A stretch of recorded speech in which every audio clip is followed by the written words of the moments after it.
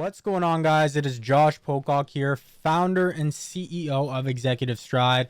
And in today's video, I wanted to do a quick video kind of just touching on what you should do with your money. Now, if you have money, if you have, money to spend and you're just kind of letting it sit in the bank, obviously there's different investments and things like that we're not going to touch on in this video. But if you run a business, you should be putting a good chunk of your money back into the business. Now, this may sound like common sense for some people, but we're going to talk about where you should actually put that money within the business. So majority of the money should go back into marketing and the importance of marketing. Marketing is the lifeblood of your business.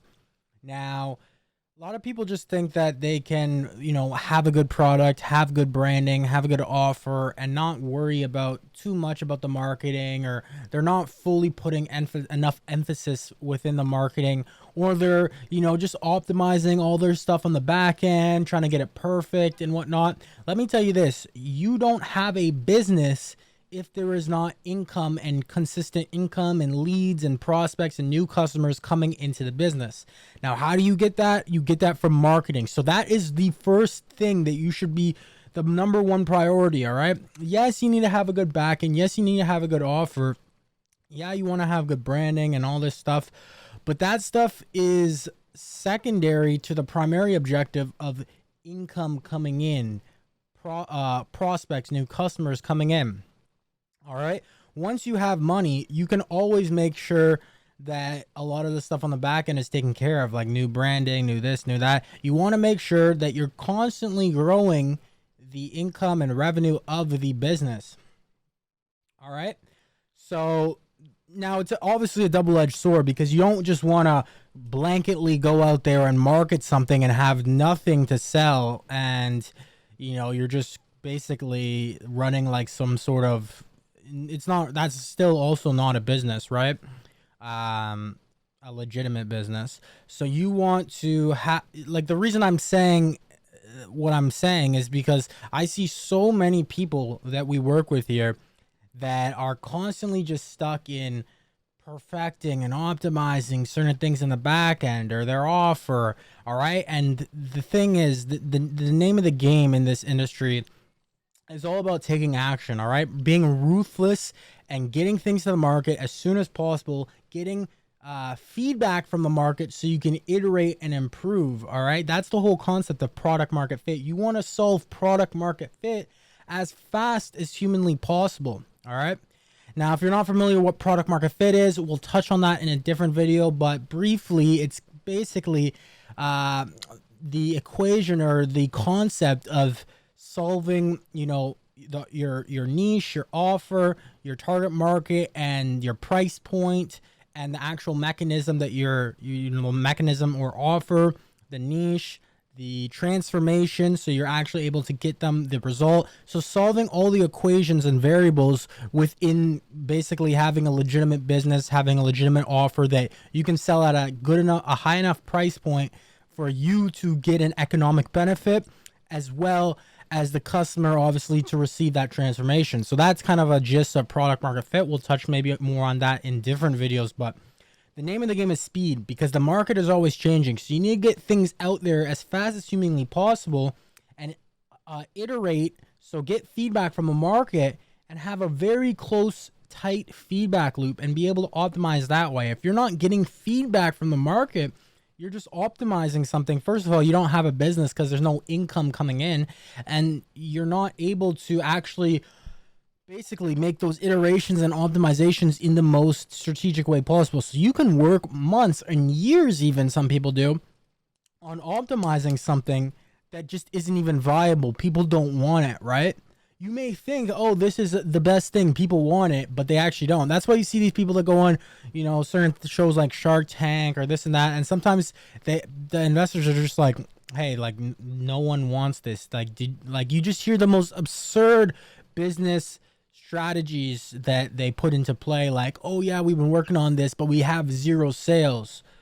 It's like, you've been working on this for how long? Oh, you're still working on this. We saw you last time 2 years ago, and you said you were still working on this. You should, you should have a few mils or at least a few 100,000s in the bank from this, but they don't, right? So people are perfectionists at the end of the day. People are slow. People procrastinate. You need to be different. You need to take your money. You need to take your money and your energy and your time and put it fully into marketing and getting those tight feedback loops. You can't just market and then just do that and not worry about the back end, because you're going to get a lot of people wanting refunds, or you're not going to be able to deliver a product. All right. Some of you already have a great back end, and then all you need to do is go full force into marketing. Obviously still, stay cognizant and make sure the back end is delivering and scaling and being optimal at scale. There's certain systems and processes that you need in order for the machine not to break, especially when you're getting a high volume of new customers.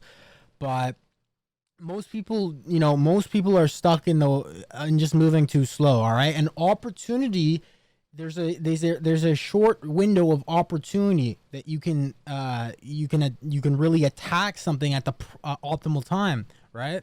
There's certain things that, if you would have done that business model 2 years ago, or really just went full force, yeah, you could maybe still make money now, but you would have been super, super rich and cashed out if you started back then and really went full force, instead of just worrying about, trying to get it better than all these other guys. But they're the ones pumping out into the marketplace, and they're iterating from the actual feedback, not just from what you think people want. All right.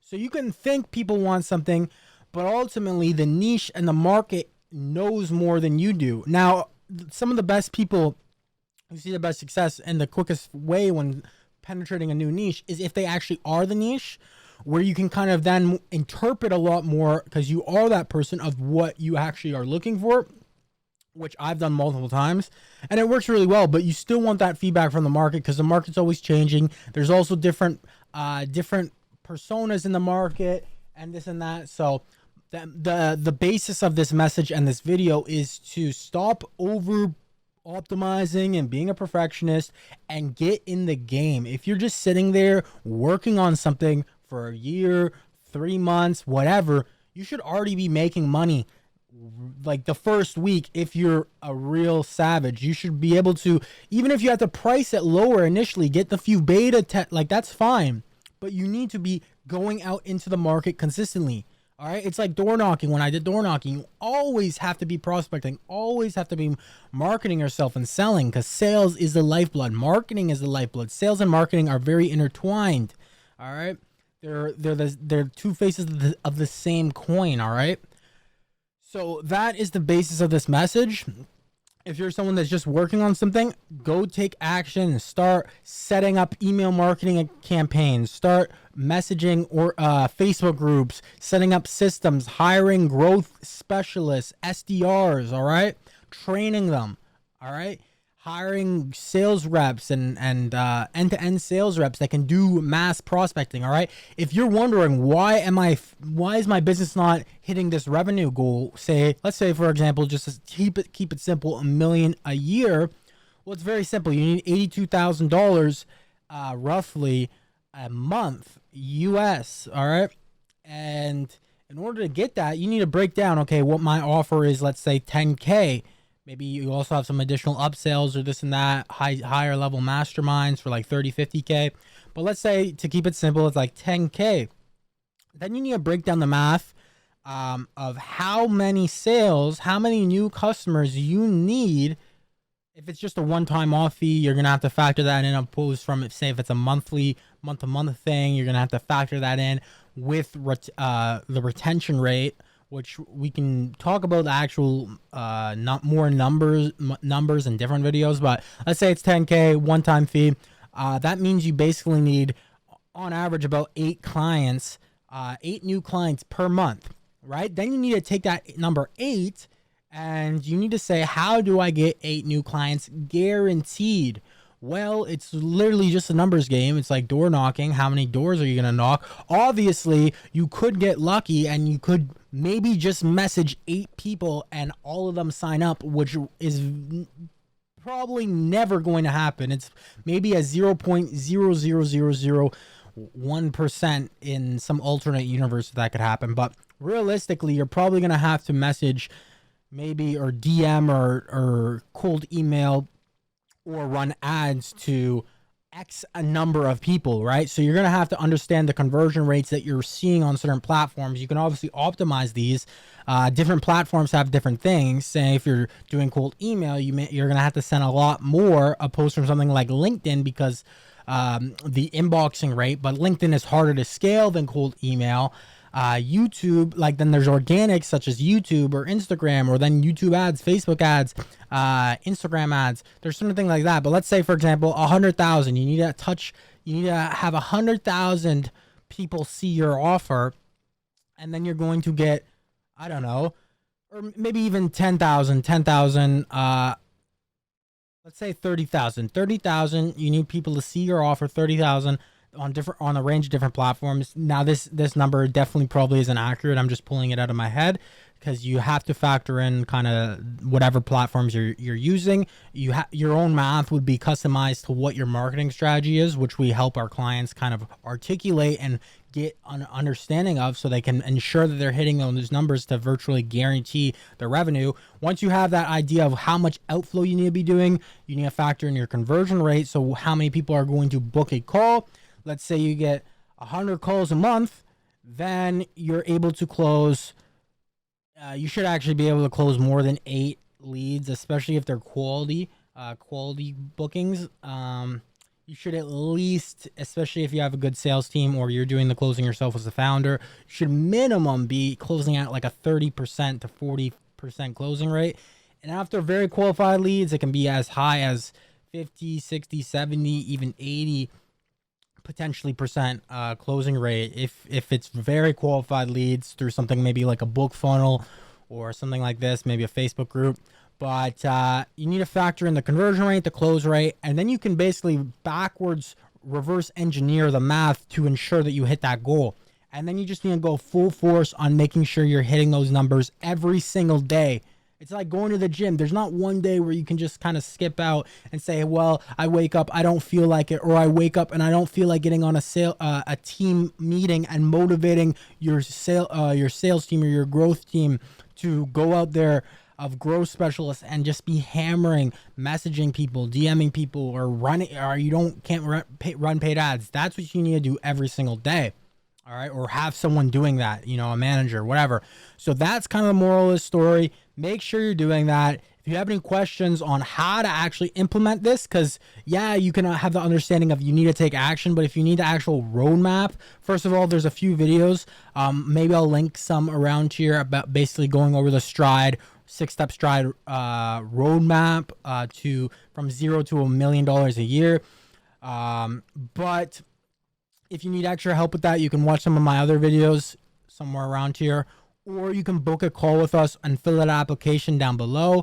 All right. And speak from either myself or someone from my team, where we help coaches, consultants, marketing agencies, B2B service-based businesses accelerate their stride in 90 days or less, and give them an exact roadmap on how to do so. And either myself or someone from our team will be able to help you on that. And happy Sunday, guys. Make sure you're working, make sure you're taking action, and of course subscribe, turn on the post notifications, like this video, and stay tuned for tomorrow's video because we upload every single day.